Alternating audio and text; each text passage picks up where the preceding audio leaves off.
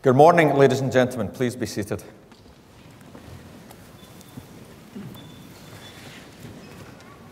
And a very warm welcome to all of you here today at the Barony Hall at the University of Strathclyde. Particularly warm welcome to our graduands who, over the course of the next hour, will be translated to Strathclyde graduates. And a particularly warm welcome to families and friends. Many of you here are from all over the UK, and I know some of you from much further afield. So for those of you from international travels, a particularly warm welcome to Glasgow. We seem to have a little window of almost clement weather, which is good. Hurricane Abigail is just behind us, which was fantastic. I was worried about people wearing those capes in the high winds. But nonetheless, here we are to enjoy ourselves today. As we begin the ceremony, you should note that on occasion, these special occasions of graduations, we have special notes of recognition and acknowledgement of individuals who have had outstanding achievements in their chosen fields of endeavour or careers. And today we are spoiled because we have two such outstanding individuals about whom you'll hear much more shortly. Professor Tony Chan, the President of Hong Kong University of Science and Technology, and Ian Neil, who you'll hear more about towards the end of the ceremony. Two people associated with Strathclyde and who will be honouring by giving them honorary degrees today. And I'm sure that will be something to enhance the memory of the ceremony for all of you that are graduating. I create you Doctor of Science honoris causa. Tony, it's a wonderful pleasure and privilege to have you join the Strathclyde family. And once again, many congratulations. Thank you.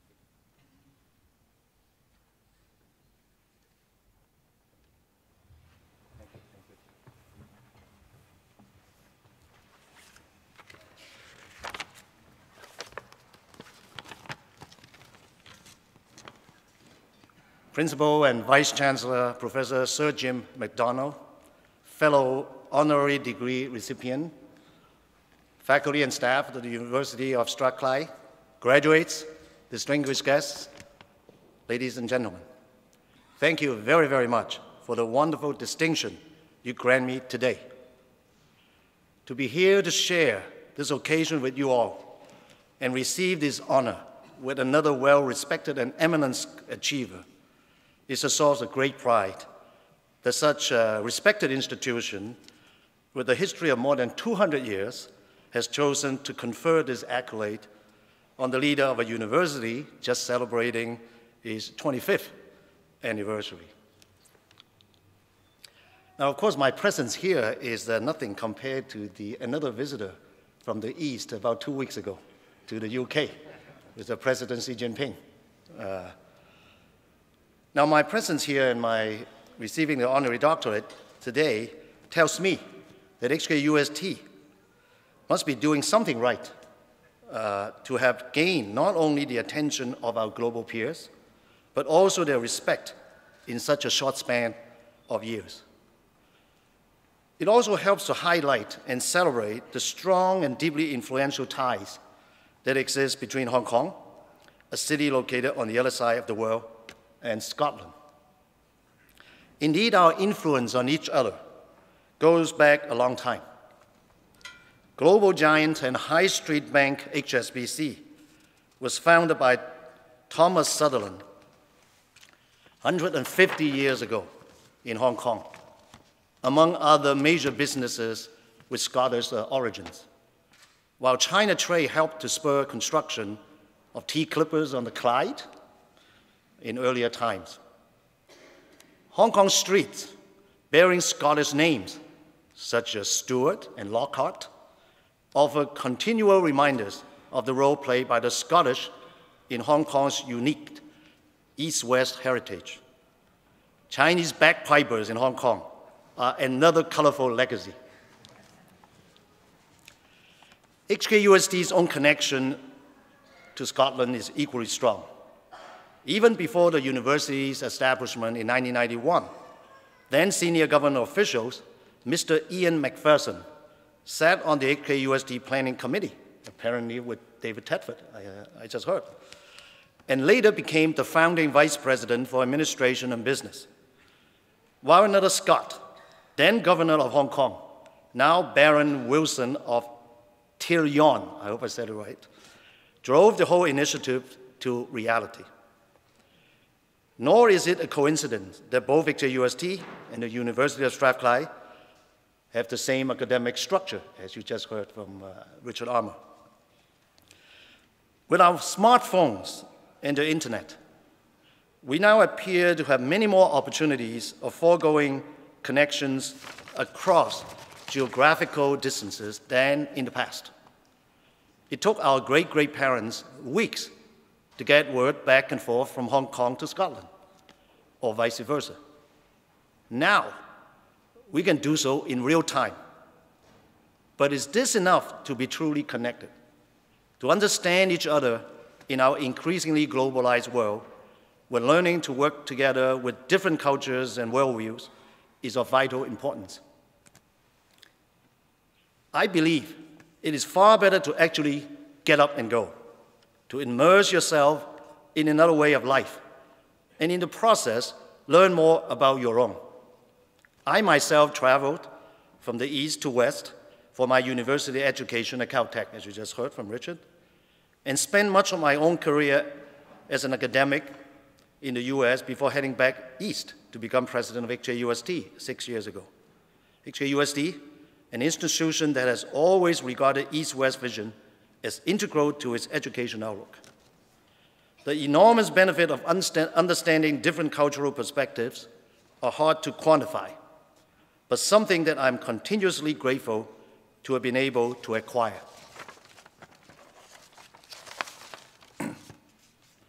Gaining such insight is not something you can study or buy. It is an attitude and an experience that you can either be open or close to exploring. As the changing global economy opens up fresh avenues for ties with China and Asia, another era of exciting discovery is beginning for your graduates, if you choose to embrace it. Connections forged through further study, research, employment, and partnership of all kinds provide fertile ground for mutual respect and more harmonious relationships globally. All it takes is that first courageous vision to move out of your own comfort zone and into the world beyond. My own watershed moment came 40+ years ago with my decision to study at Caltech in the US. I didn't know Caltech apart from my admiration for physics genius Professor Richard Feynman, but realized it was my ticket to the wider world. Throughout the subsequent decades, I have been so glad that I dared to take that first step, rather than staying on home ground and sheltering behind established norms and standard expectations. I believe it has played a central part in the career opportunities I have enjoyed. It has also brought me highly valued friendships and new realization about my own Chinese heritage, as well as other cultures. So, Strathclyde graduates of 2015, I encourage you to explore the world.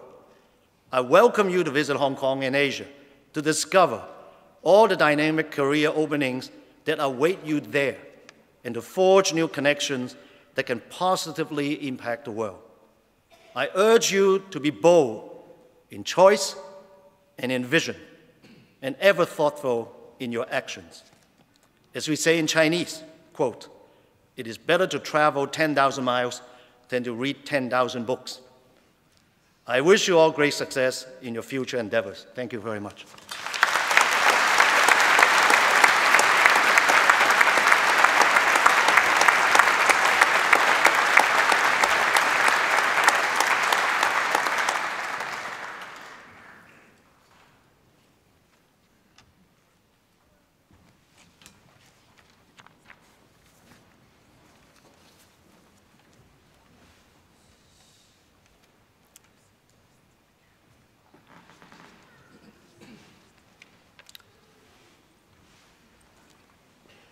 Principal and Vice-Chancellor, in the name of the University and by the authority of Senate, I present to you these students.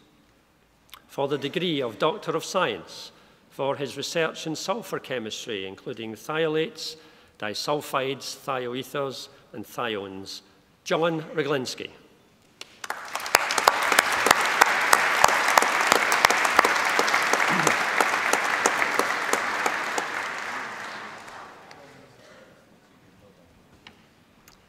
For the degree of Doctor of Philosophy, for research in the Department of Pure and Applied Chemistry, Yusuf Mustafa Yusuf Abul Haija.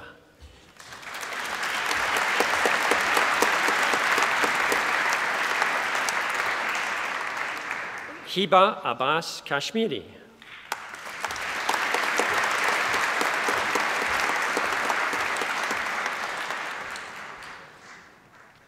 Yannick Lacroix.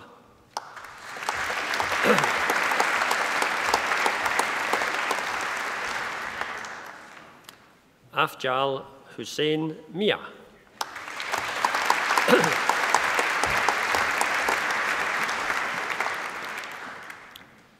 Donna Louise Ramsey.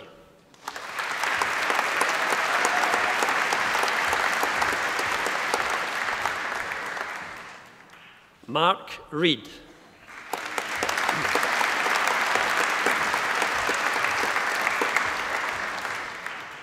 For research in the Department of Computer and Information Sciences, Karim Musen Mahmoud El Batran.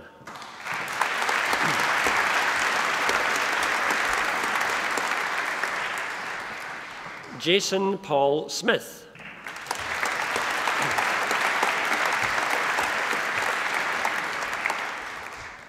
For research in the Department of Mathematics and Statistics, Jutta Monika Stobar.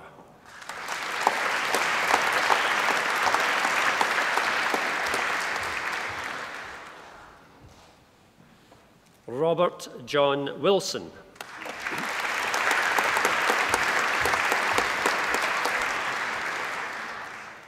For research in the Department of Physics, James Robert Henderson.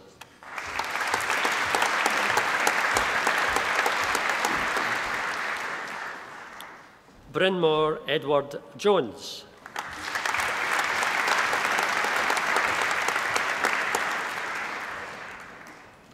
Hayden William Powell.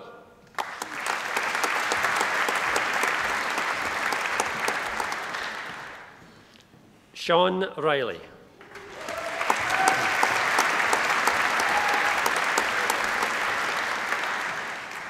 Graham Gordon Scott.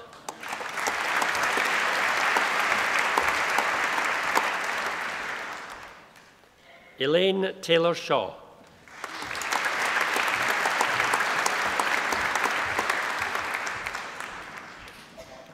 For research in the Strathclyde Institute of Pharmacy and Biomedical Sciences, Mohammed Abbas.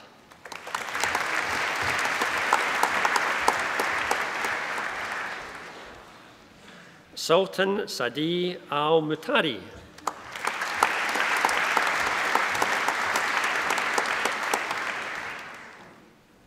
Maid Awad Alo-Tebi.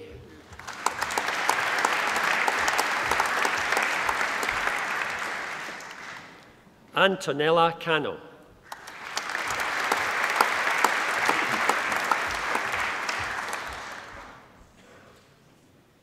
Sukrut Vijay Kumar Sumani.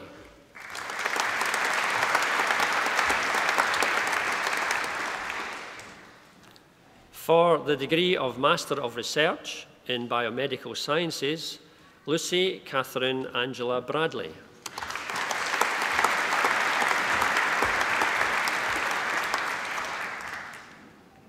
For the degree of Master of Science in Forensic Science, Shushna Bagchi.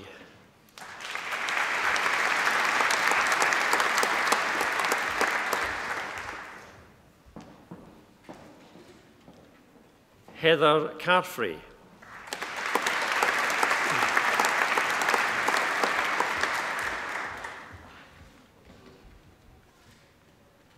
Ryan Robert Francis.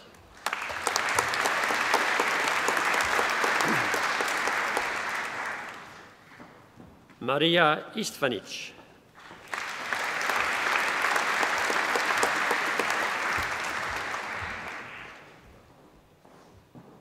Emma Rebecca Kolb.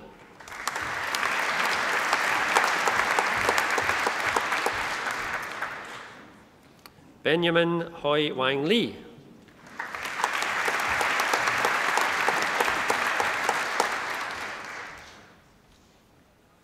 Jocelyn MacDonald.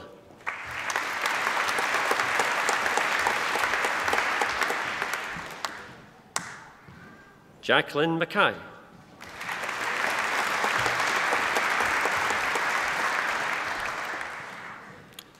Lucy McLennan.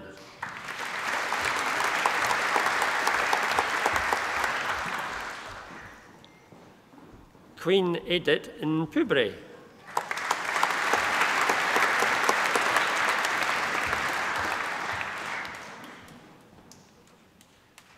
Jack Shepherd.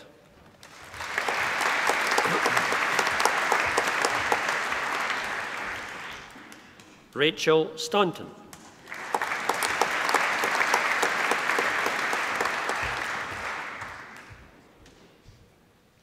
Kerry Ann Taylor.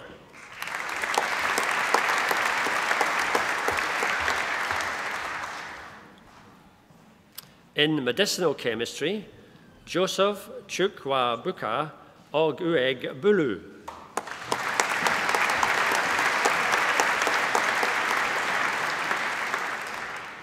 Owoje Olawale Oladipo.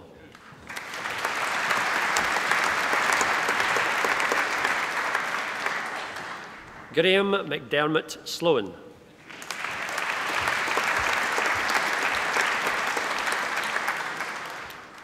In Information and Library Studies, Ulabuka Ula Francis Adekambi.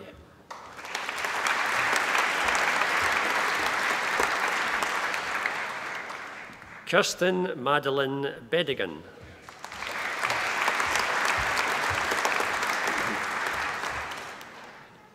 Lorraine Victoria Bick.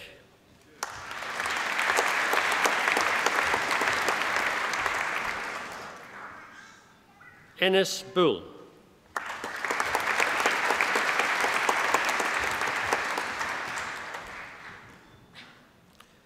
Tia Unen Luka Dang.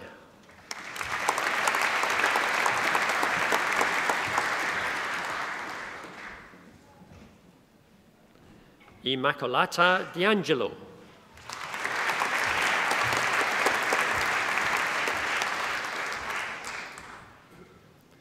Gillian Devine.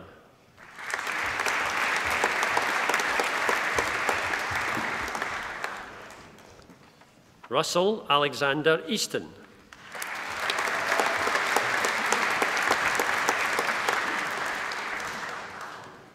Siobhan Flanagan.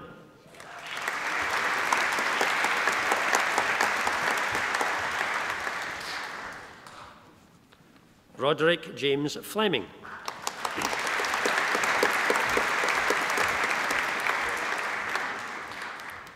Sylvia Natalia Grabowska-Zumska.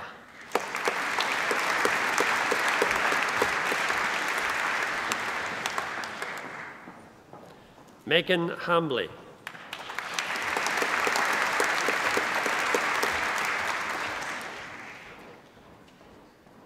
Jennifer Barbara Hamilton.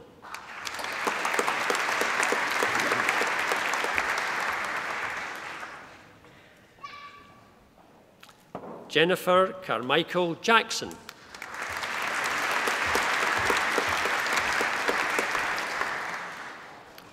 Amanda Adeline Joykin.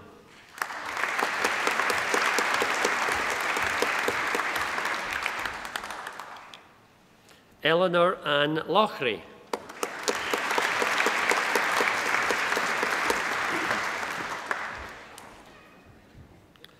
Dean McAdam.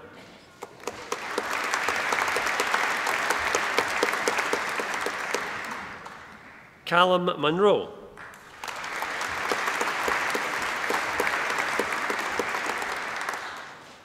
Norman Gregor David Ray.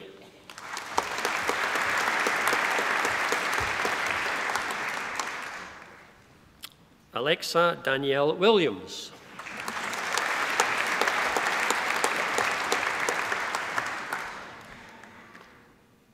Francis Gar Yan Wong.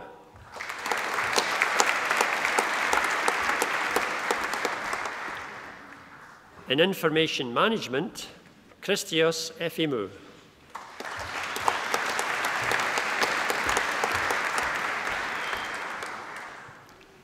Wang Qiying.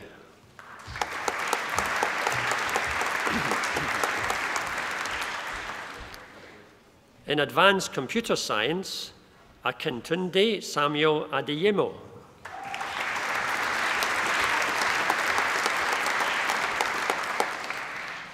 Xiaomeng Wang.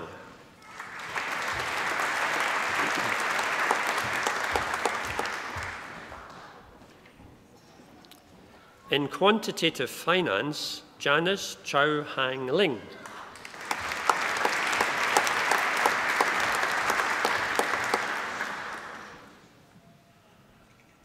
Deo Pakanan Jatu Pun.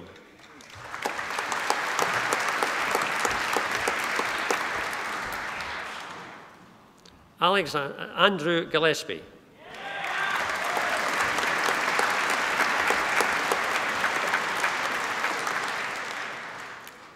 Julia Loda.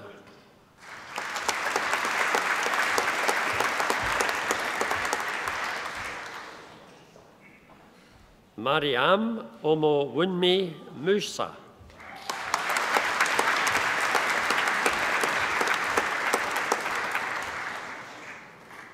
T. Kim Wan Nguyen.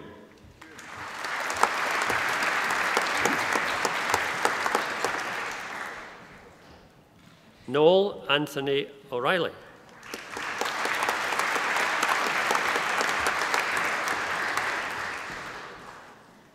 Pek Chuen J.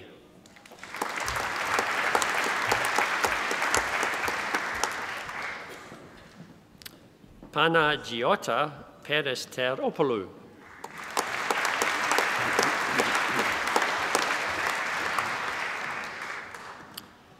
Thomas Wilhelmus Franciscus Van Wees.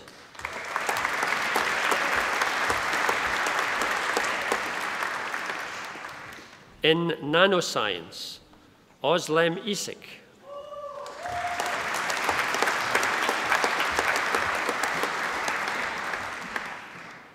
Jardine Glory Smith.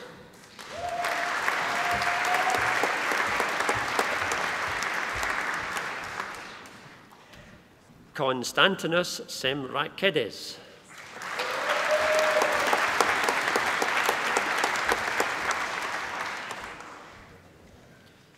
In Optical Technologies, Zongen Chan.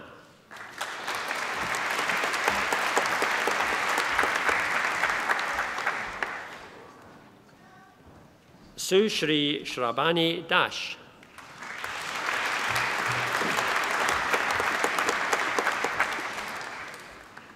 In Clinical Pharmacy, Adabeo Adabola Elizabeth.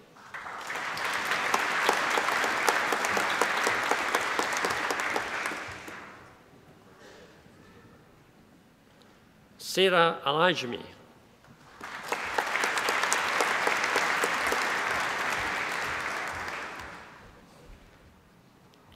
Ashwag Ali Al-Githami.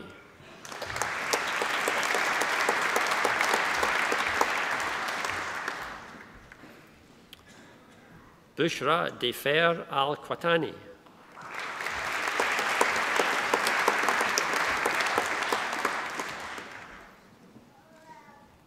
Awotunde Tetalope Omabola.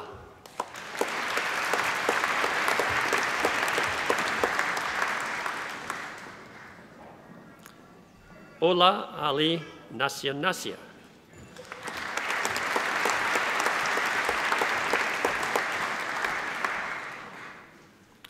Cynthia Elizabeth Plagg.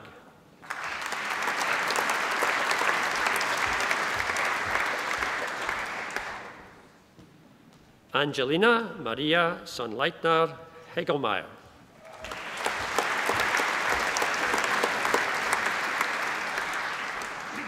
In pharmaceutical analysis, Sultan Hanif.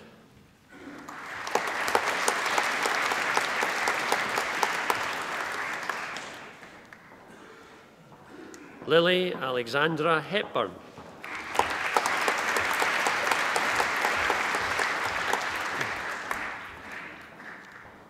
Fathi Zaglol Fathi Laban.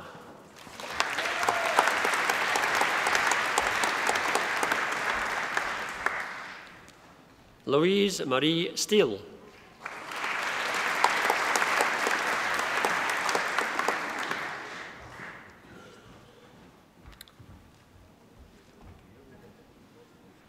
Laura Emma McGregor.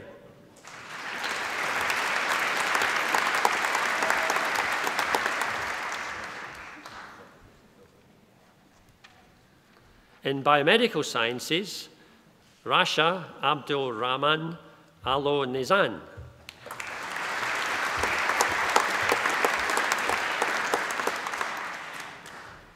Kirsten Evelyn Beattie.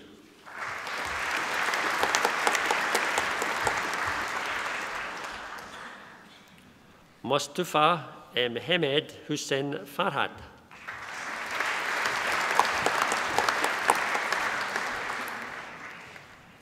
Christopher Stuart Farmer.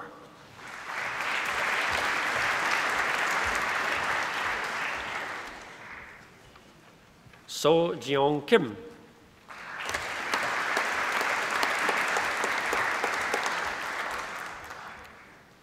Anastasia Nika.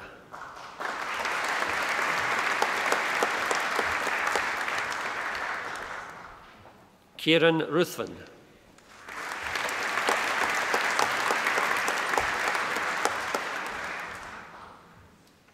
In biotechnology, Shima Hamed Nasser Al-Salmi.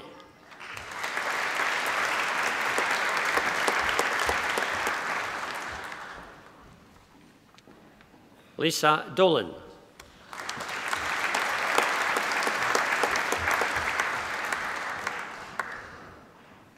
Huzifa Habib.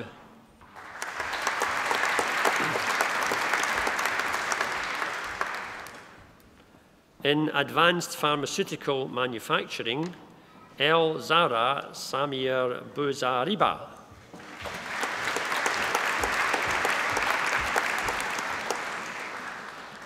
Ashley Catherine Dixon.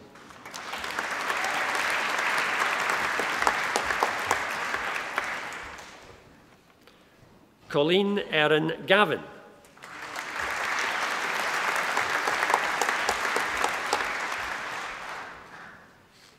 Ian Hugh McKinnon.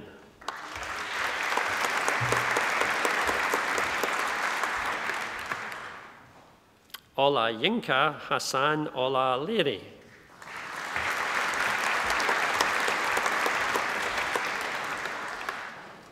Hector Polyzoius.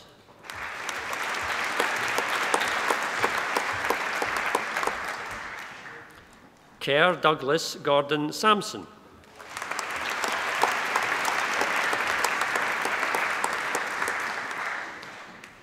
Karina Ward.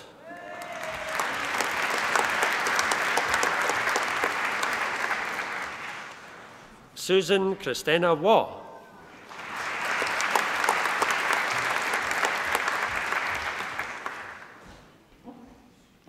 Sarah Jane Wood.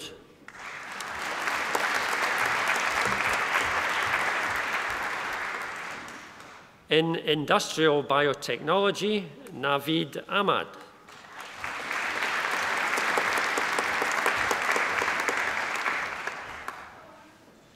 Thomas Michael Anderson.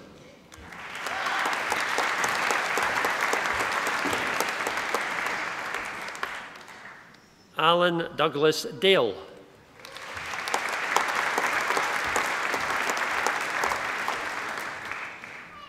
Liam Thomas Vincent Glenn.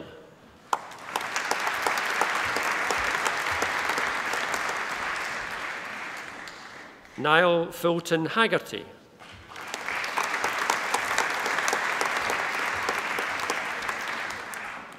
Stuart Andrew Lorimer.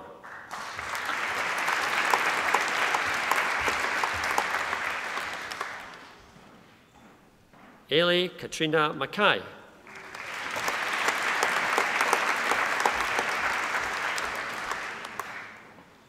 Sarah Louise McClellan.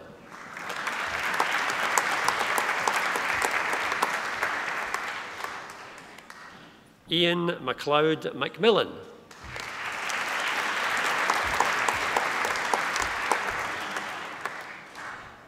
Callum Carter McNerney.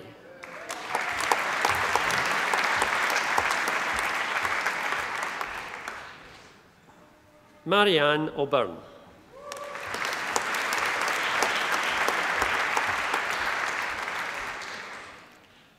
Stuart Harry Sims.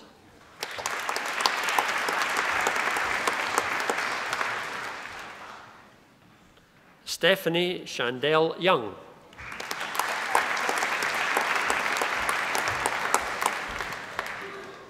For the degree of Master of Pharmacy in Pharmacy, Fikar Ali.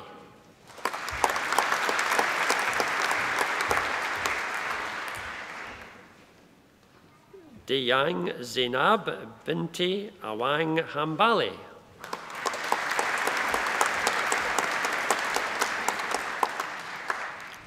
Katie Louise Daly Branscombe.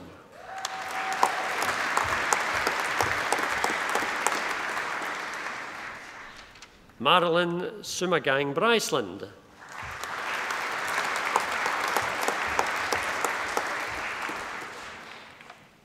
Xiang Jing Die.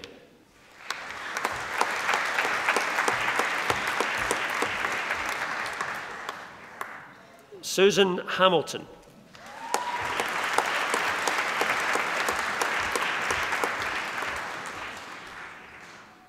Radman Hodjati.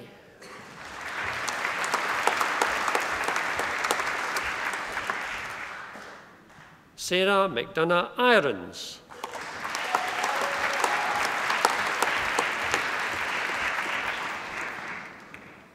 Amir Khalil.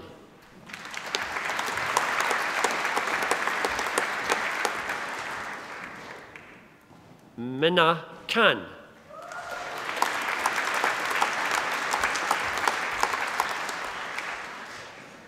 Farid Nadim.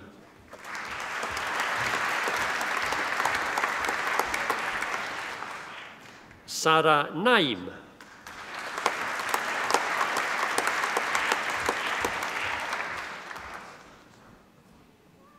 Shona Smith.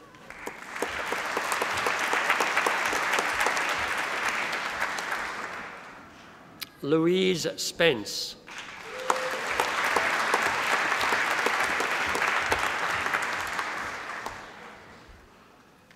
Barry John Stevens.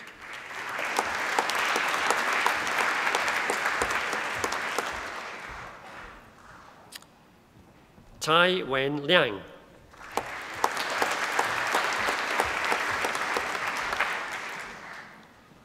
Stephanie Katie Ward.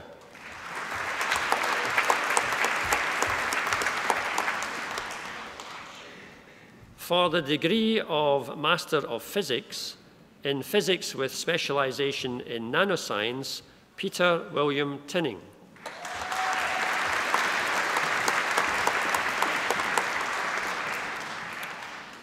For the degree of Bachelor of Science in Chemistry, Lindsay Humphreys.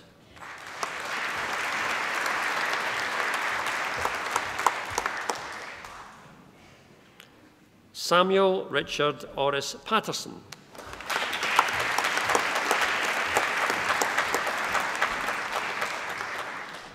In Computer Science, Jack Martin.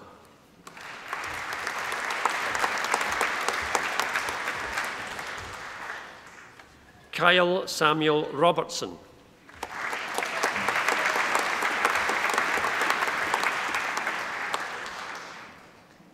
In Mathematics, Callum McCrudden.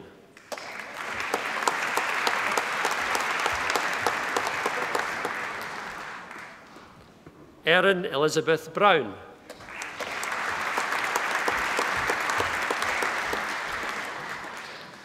Rachel Ann Maley.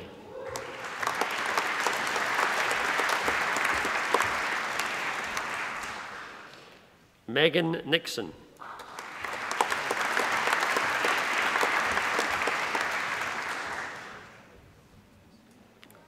Gillian O'Brien.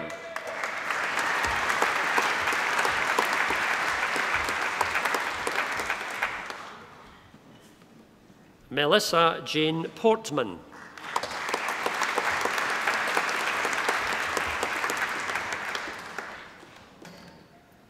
Jonathan Michael Sheridan.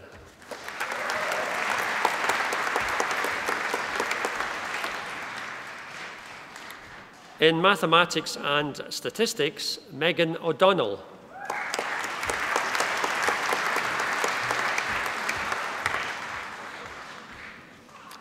In mathematics and computer science, Adnan Arif.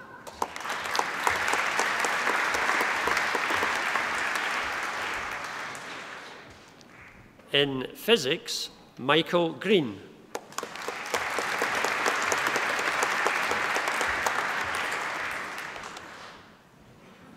Fraser William Kyle Addes.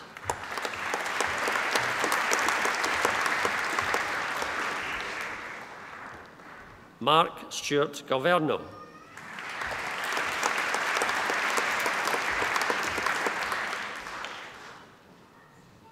Anurin Harvey Waugh.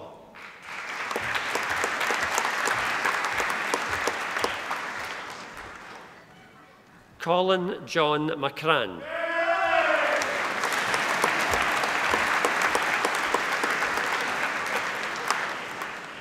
Adam Russell.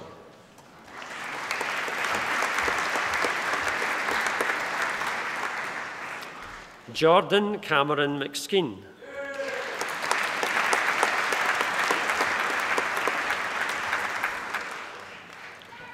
In biomedical science, Delaram Arefi.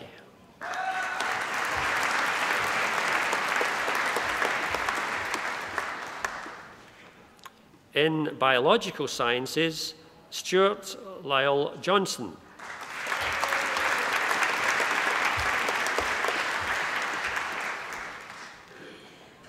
Kerry McLaughlin.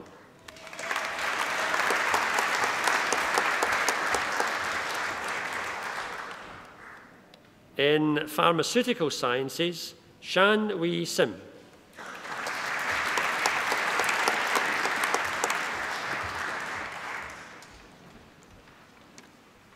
Tai Zi Sam.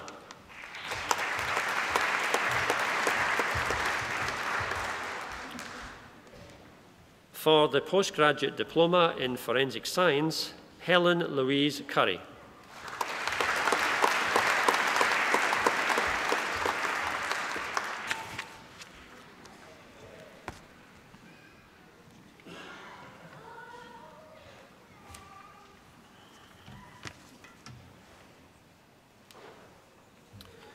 Principal and Vice-Chancellor, in the name of the University and by the authority of Senate, I present to you these students. For the degree of Bachelor of Arts in Accounting, Sally Brackenridge.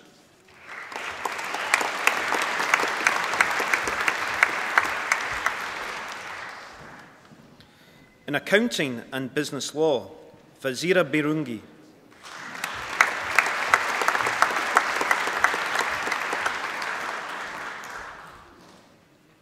Stephanie Elizabeth McConnell.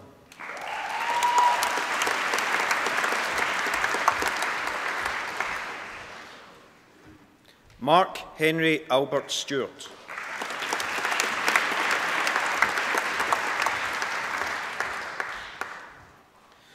In Human Resource Management and Business Law, Kofi Boafo Osafo.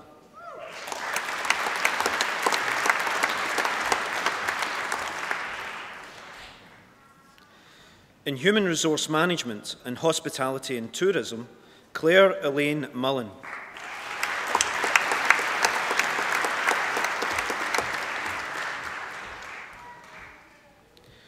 In Human Resource Management and Marketing, Aisha Sadiqa Hussain.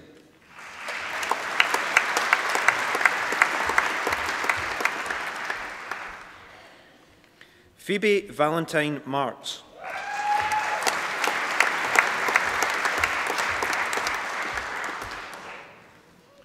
Kirsty Tyndall.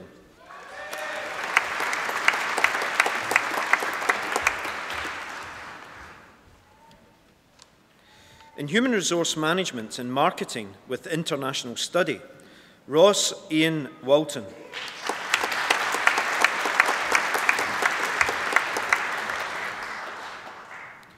In Management Science, Owen Ritchie.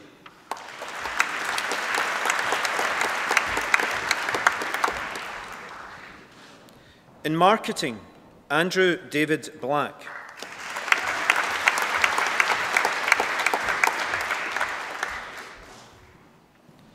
Annellis Gaina.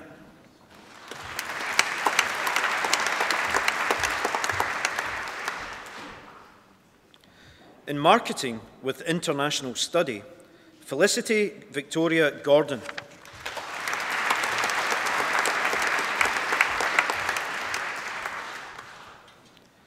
In Marketing and Business Law, Andrew Logan.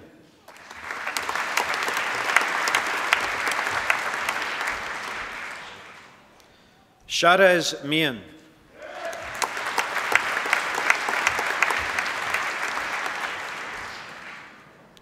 Merrin Elizabeth Stewart.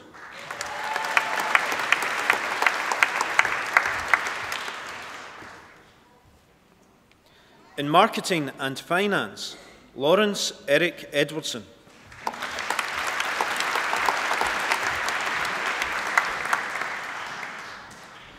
In Marketing and Human Resource Management, Amy Pringle.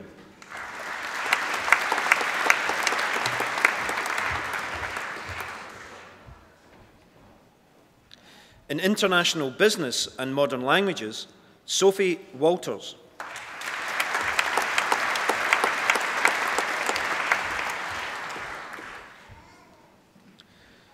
In International Business with a Modern Language, Jane Isabel Galogly.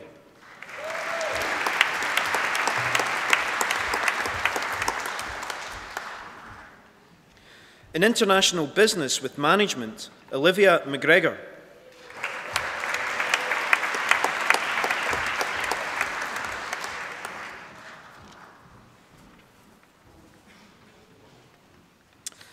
For the degree of Master of Science in Information Management, Olasunkanmi Samuel Olafui.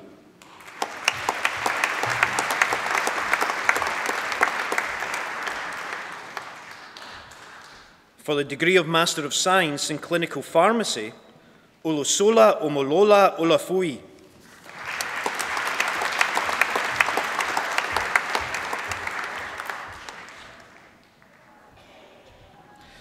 For the degree of Master of Science in Advanced Pharmaceutical Manufacturing, Tobiloba Abayomi Ogumbayo.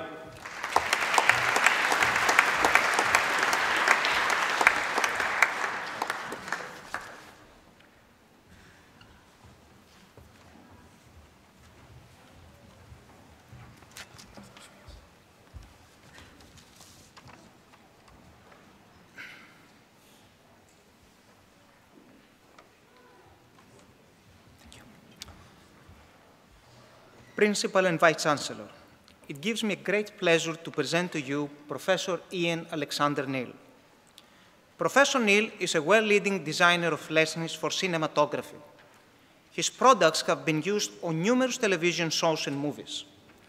His company, Scott Optics, contracts globally with optical technology companies, providing technical, business, and intellectual property expertise with specialization in zoom lenses, multi-configuration optical systems, and new technology implementation. Professor Neil has the unique distinction of winning 12 Academy Awards in the scientific, engineering, and technical category at the Oscars in recognition of his film camera lens designs. This achievement might excite the envy of even Nicole Kidman or Steven Spielberg. Yet Ian is spared the media frenzy of Oscar night because his contribution to cinema is neither behind nor before the camera. It is in the camera itself. In Ian's work, outstanding science enables great art in a fusion of the two cultures. Professor Neil came to Strathclyde direct from Douglas Academy in Milngavie. His father, a master baker who had earned his diploma at Strathclyde, had died while Professor Neil was a young teenager, and this presented his son with a career-defining choice between the family bakery business and taking place at university. However, his mother, Mrs. Margaret Wells, put Ian through university and encouraged him to advance his career even though he was her only living son. Ian enrolled in the applied physics course, which contained a feature innovative at the time, an industrial placement. Professor Neil's project was conducted at the Royal Observatory in Edinburgh, and his developing interest in optics was turned into a key element of his subsequent career. On graduating, Professor Neil joined the company Barr & Stroud, which is now part of Thales, and spent 8 years there in a supportive research environment. He became expert in infrared lenses and zoom lenses in particular, and was promoted to head of optical design. He moved to Leeds Company in Canada, now part of Raytheon, for 2 years before joining Panavision in 1986, where he remained for almost 20 years, latterly as Executive Vice President of Research and Development and Chief Technical Officer. It was at Panavision that Professor Neil broke into motion pictures, now earning 12 Academy Awards for the design of lenses and optical systems. Among Academy Award winners, Professor Neil has the most of any living recipient, and is second only to Walt Disney in total awards. He has also won 2 Emmys and the Fuji Gold Medal. Professor Neil was awarded Strathclyde Alumnus of the Year in 2003. In 1990, Professor Neil formed his own company, Scott Optics, a company technically involved in optical design and system engineering, specializing in the design and manufacture of zoom lens systems. As of 2005, he has served as an optical consultant based out of Lugano and Geneva in Switzerland. In his consultancy role, he works worldwide with European, North American, and Asian companies. In addition to maximizing their existing optical technology and offering new optical technology implementation, he provides intellectual property assistance and drives established as well as startup companies from concept to final product. In the motion picture industry, Professor Neil addresses the needs of cinematographers and directors who continually request new and innovative equipment. Professor Neil has over 200 patents issued worldwide covering ultraviolet, visible, infrared, and optical design systems for defense, industrial, and consumer applications. He is still actively inventing and submitting patent applications, the most recent being from Switzerland and involving imaging apparatus and liquid optics. In 2010, he was elected as a new fellow of the International Society for Optics and Photonics. His other memberships include the Society of Motion Picture and Television Engineers, the Optical Society of America, the American Society of Cinematographers, and the Academy of Motion Picture Arts and Sciences. Ian's family must be particularly proud of him, and today both his wife, Stella Neil, and his son, Andrew Neil, are able to be with us. We in the university are also proud of Ian's career of outstanding achievement. Professor Neil's passion for excellence is an ethos that we seek to instill in our graduates. We are very pleased to have Professor Neil here today, and it is with great pleasure, therefore, Principal and Vice Chancellor, that with the authority of Senate, I ask you to confer upon Professor Ian Alexander Neil the degree of Doctor of Science, honoris causa. I'll wait for my cue, Ian.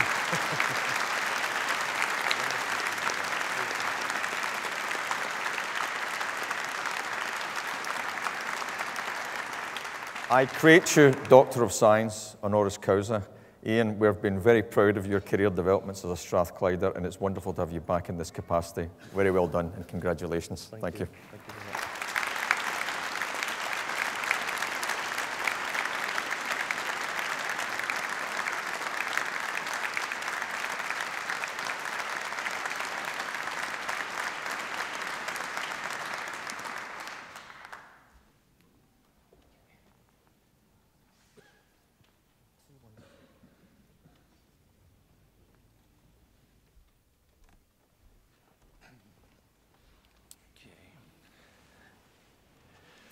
Okay, first of all, I'd like to thank Professor Drukakis for his very nice introductory presentation. Of course, must thank the Senate of the University of Strathclyde for this honorary degree.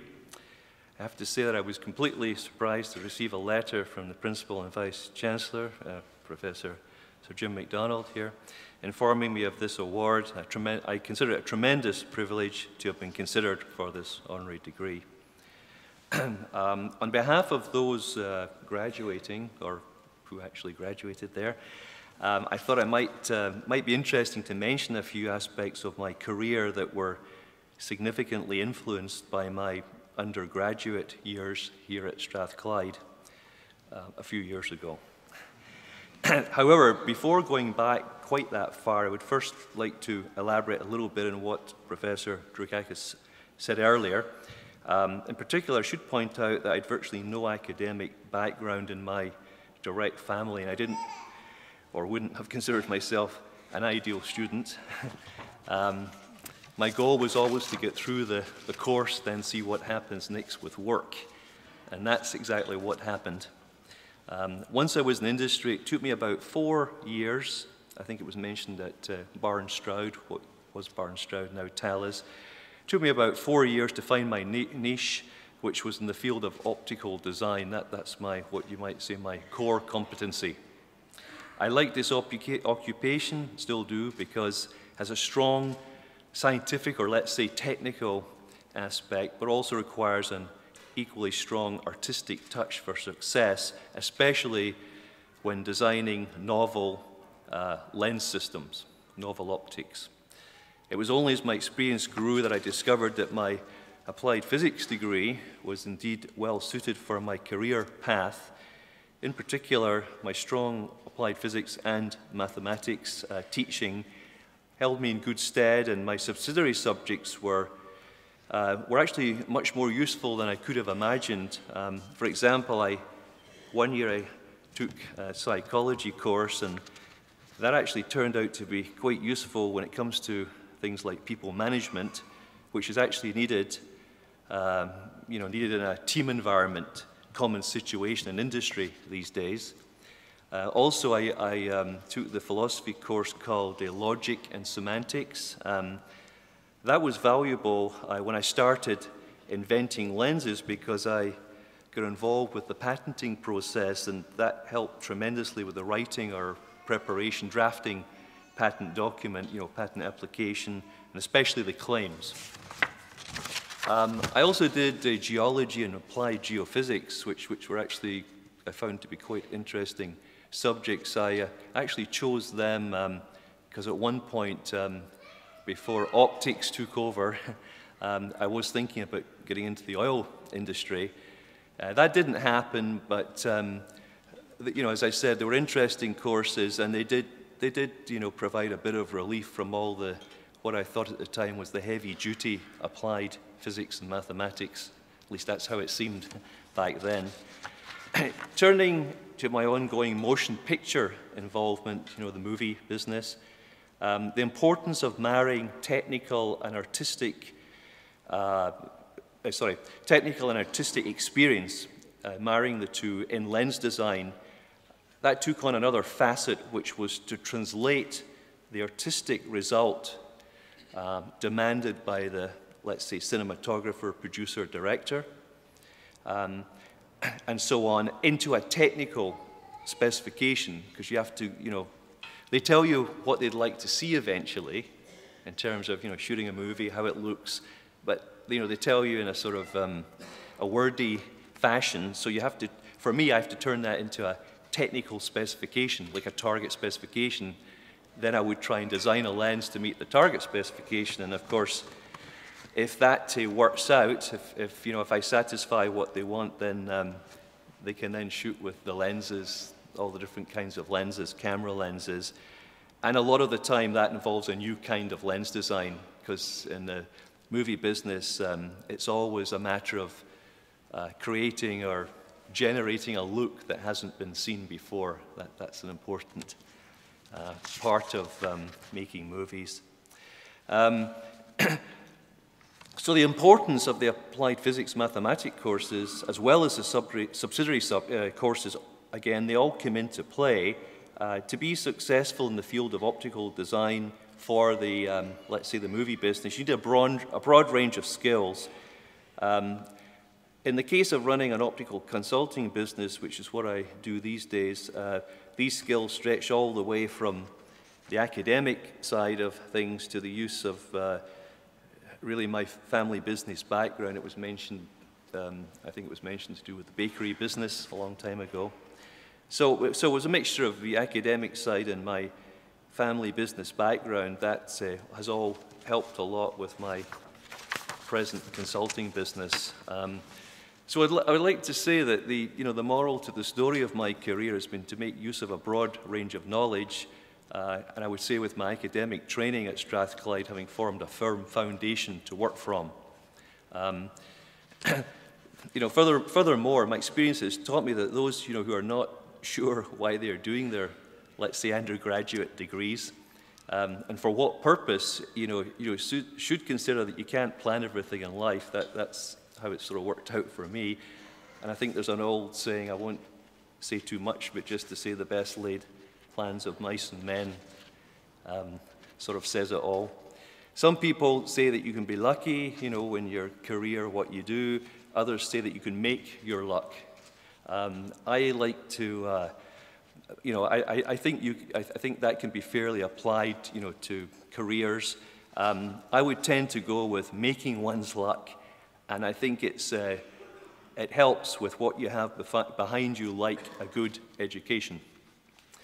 Lastly, I must thank my family, who has always been behind me during my career, and as mentioned by Professor Drakakis, my wife Stella, my son Andrew are here today. Unfortunately, my father and my mother, my mother put me through university, are no longer with us. So I wish you, really referring to I guess it's the graduands, I wish you all the best in the future, and I thank all of you for listening just now. Thank you.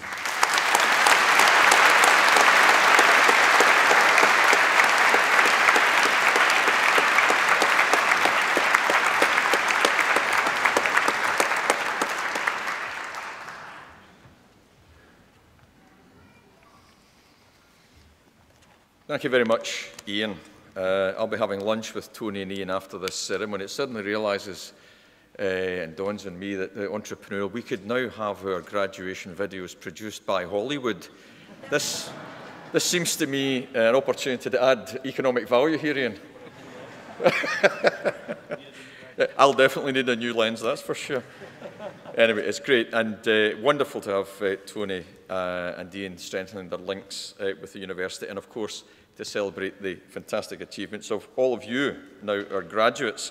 And let me say a few final words, colleagues, and let me reiterate, first of all, our warm welcome today to what I hope you felt has been a really enjoyable graduation ceremony. On behalf of the university, I want to congratulate every one of today's graduates on their awards. You've now become Strathclyde alumni, and you're torchbearers. Please remember that, like many generations of graduates before you. Today, we've welcomed visitors from all over the world, all over the UK, of course, but all over the world, and we're particularly delighted to see the international community that Strathclyde is made up of. These congregations, such as today, are about the conferment of degrees, but they act as a bridge between the past and the present.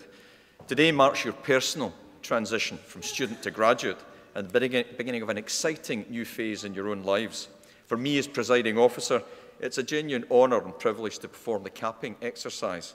Very simple but ancient ritual, rooted in China of some 2,000 years ago and latterly in the Middle East, to mark the transition into adulthood. And of course, we mark your educational maturity today. For each of you, when the cap touched your head, it was a formal recognition before your family, your friends and lecturers of your hard work, the days spent in the laboratories and lecture theatres, the nights in the library, and of course, ultimately, the ordeal of your examinations. Thomas Edison, the famous American inventor, industrialist and electrical engineer, said that genius is 1% inspiration and 99% perspiration. And I hope that in your case, particularly in the confines of the library, that Strathclyde students got that ratio maybe inverted. But today you have become fully fledged Strathclyders, and be proud of that. And with all that you've successfully navigated, I know that you would agree that you couldn't have achieved that without the support and encouragement of your families and friends. And it's important that we acknowledge their part in the successful completion of your university studies. Our graduates in the university at large indeed owe them an enormous debt of gratitude. Like Ian, I was also the first in my family to go to university, here at Strathclyde University in electrical engineering as it happens, and I know full well the importance of such support. And I'm sure that today's graduates and our university staff would like to take the opportunity today to thank the families, friends and supporters for all that they've done to make today possible. Thank you very much indeed.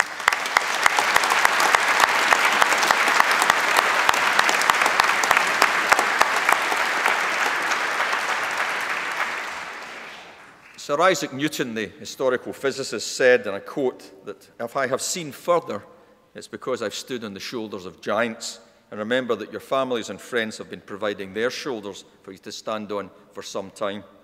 For our academic staff too, this is a very important day, because ultimately your success is their reward.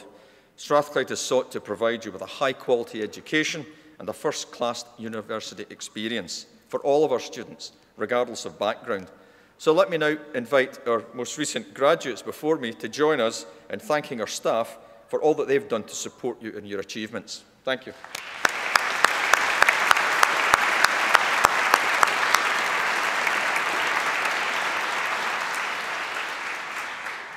Since our foundation in 1796 and throughout our history, the University of Strathclyde has remained faithful to our founding principles. We were established, and I quote, for the benefit of mankind. And it is worth noting that we were the only higher education institution to be established during the Scottish Enlightenment, something of a distinction. And we are now driving forward our modern strategy in that same exciting spirit, making it wholly relevant to the 21st century. Our founder, Professor John Anderson, a physicist or natural philosopher as they would have it then, had strong links with Benjamin Franklin, the American inventor and academic. Franklin was one of the founders of the University of Pennsylvania in 1751, using the motto of useful knowledge. And this directly influenced our founder, John Anderson, and resonates beautifully with our motto of useful learning. And never has this philosophy been so relevant since our establishment some 219 years ago. And the motto is known by all of our staff and students, and it still defines our purpose as a leading international technological university. Across our campus, you will have passed buildings today as you've made your way to the Barony Hall, and our academic students in these places are developing drugs to diagnose and fight diseases and illnesses. They're producing technologies and policy solutions to tackle climate change and establish a low-carbon economy. They are revolutionizing global manufacturing technologies. They continue their work in Africa to establish power and water supplies and to offer health care in remote villages. They are bringing prosthetic limb technologies to those in need in India. Many are working to inform public policy and national economic strategy. Very importantly, they are providing people with opportunities to transform their lives and the lives of their families. And as I referenced earlier, we still attract many first-generation students here to Strathclyde. And finally, we are giving business and industry the tools that they need to be more innovative, to promote economic growth and to create jobs, and ultimately to provide us all with a more sustainable and healthy quality of life. Last session, through 2014 and 15, we were delighted to have been given the highest possible ratings for the quality of our teaching and teaching methods, and this showed our commitment to provide our students with the very best educational experience. In late December last year, the UK's National Assessment of Research Quality was published. This happens every 5 or 6 years or so. And we were pleased with the results, and the science faculty and the business school did exceptionally well. They confirmed that Strathclyde has the #1 physics department in the UK in terms of research quality. In terms of chemistry and pharmacy and biomedical sciences, they're both placed 4th in terms of research intensity. 7 of our 8 engineering departments are in the top 10 in the UK, and 4 #1 here in Scotland. Our business school is #6 for research intensity, and we had a great performance in government and public policy. social work and social policy and law. So the university's bar has been raised significantly, and that's down to the fantastic qualities of our academic staff and researchers, many of whom have influenced you and taught you in recent years. So Strathclyde is demonstrating its ability to have disproportionate impact, primarily through the production of you, our graduates, but also through the quality of our research and the highly effective ways that we've developed for exchanging our knowledge with both industry and public sector partners. It is very clear to me, and the evidence is there, that the Scottish higher education sector is fulfilling its responsibility to act as a driver for sustainable economic growth, and Strathclyde has a distinct role in this national and international objective. Universities should be seen as a national investment, and with an annual government investment here in Scotland of some £1.1 billion in higher education, the sector delivers back over £7 billion worth of value into the Scottish economy. And importantly, much of that is achieved because of the university's freedoms to operate, the way in which we can derive our strategy, be held to account by our court, our laypersons that challenge us on strategy and resource allocation, and ultimately gives us a pathway to making an enormous impact to society and economy. And certainly, the achievements of the faculties of science and the Strathclyde Business School over the last year gives me great confidence for the future. And I've had to edit this, and I will in the interest of time, because both faculties have been knocking the ball out over the park over the past year. Earlier this year, in summer, Her Majesty the Queen and Prince Philip were here to open our Technology and Innovation Centre, almost £100 million worth of investment, revolutionising the way in which basic research is connected to industrial requirement. Thomas Edison had what he called his inventions factory at the turn of the 20th century. I'm pretty sure that TIC is going to become our innovations factory. In science, particularly science, but also involving our engineers, Strathclyde has taken up a lead role with the National Physical Laboratories in the UK. This is one of the national labs, a very important part of measurement science. We work with our partners in the University of Surrey and the UK Government's Department of Business, Innovation and Skills. And the influence of NPL is seen in sectors as diverse as healthcare, aerospace, manufacturing and energy. It developed the world's first accurate atomic clock, and radio signals based on its measurements are used to set everything from the BBC radio pips to timings on the National Rail Network. Strathclyde is the only UK university to be involved in all 4 quantum technology hubs, a real new technology that's going to influence our lives in the coming decades. This was announced by the UK government earlier this year, looking at the properties of quantum mechanics and harnessing these for the use in technology, ranging from GPS navigation systems all the way through to medical imaging. And our staff and students are doing a fantastic job too. Alumna Dr. Charlotte Hardy of Pure and Applied Chemistry was named the Royal Society of Chemistry's Young Industrialist of the Year at its Industry and Technology Awards.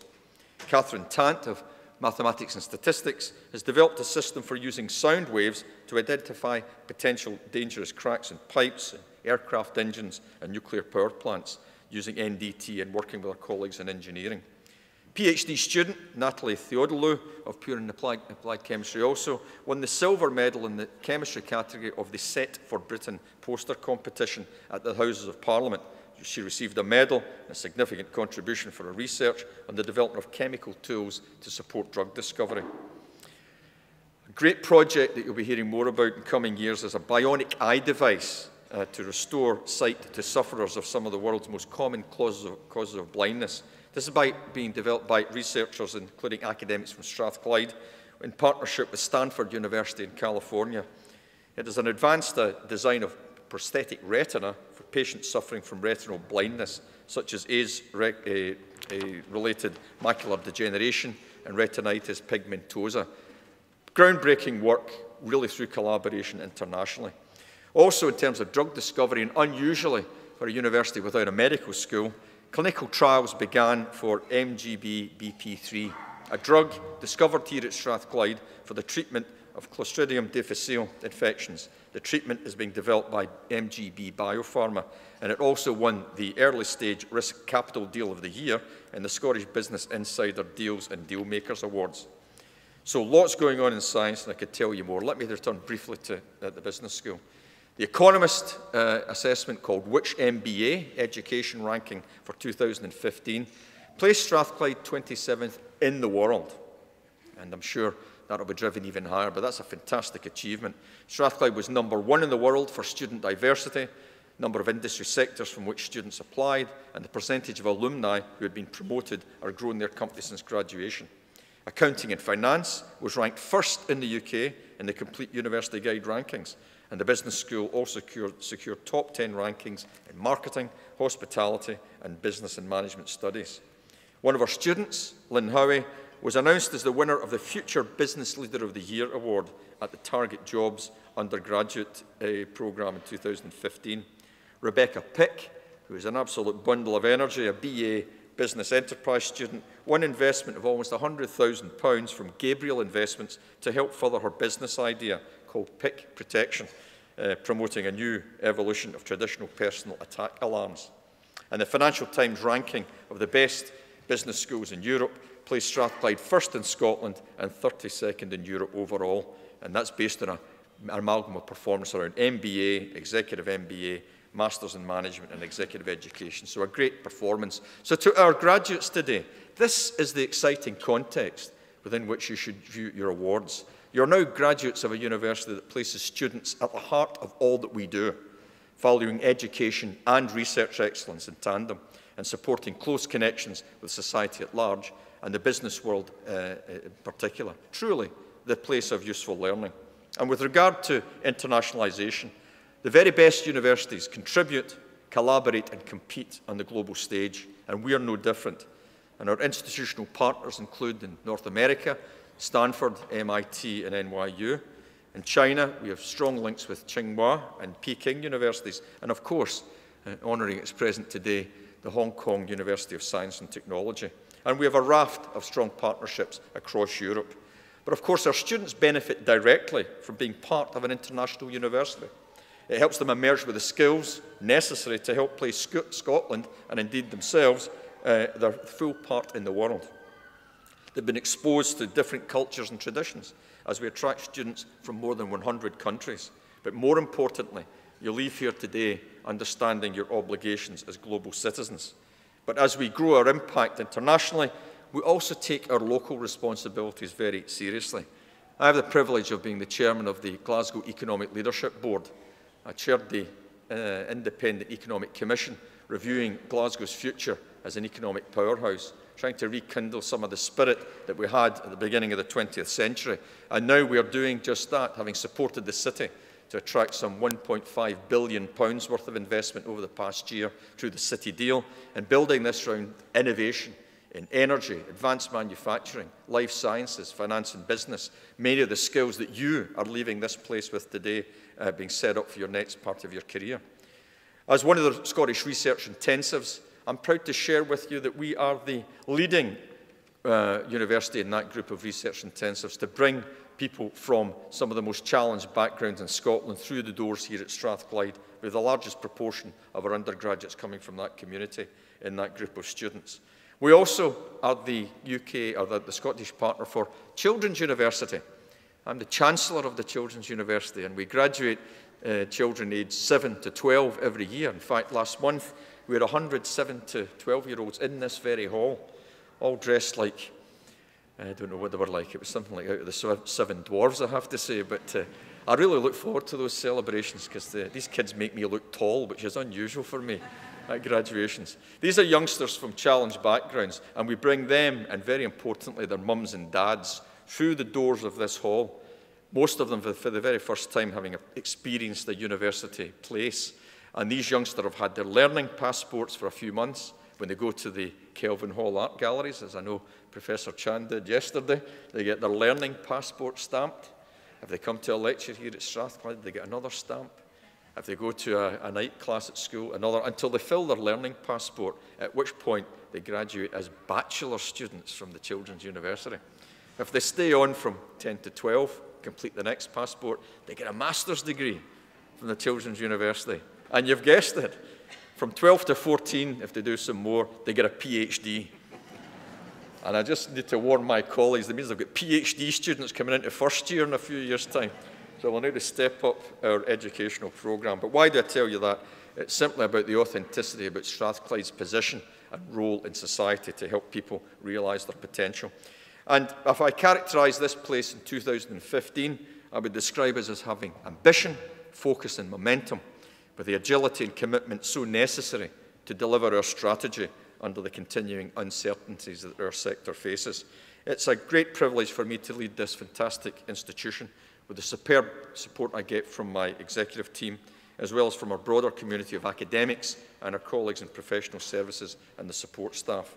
I am sure that our founder, John Anderson, would recognise what we are doing today as the realisation of what he conceived of during the Enlightenment. But we now seek, in this modern society, to be an agent for positive change in Glasgow, through Scotland and the UK and internationally. But most importantly today, ladies and gentlemen, I think today's graduates will show us that 2015 can be a vintage year. So in this context, and as you leave the hall today, you leave not just with your award, but with a responsibility. You join a community of some 170,000 graduates worldwide.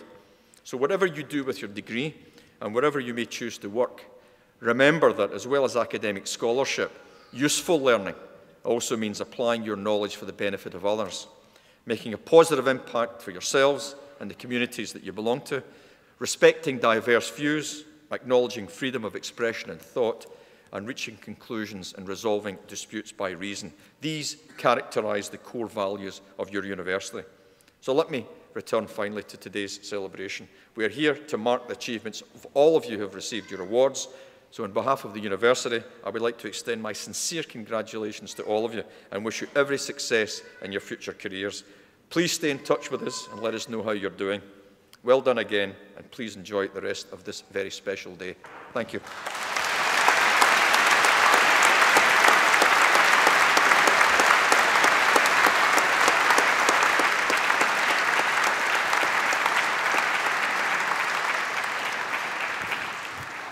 So, a mammoth ceremony, but hopefully enjoyable for all of you.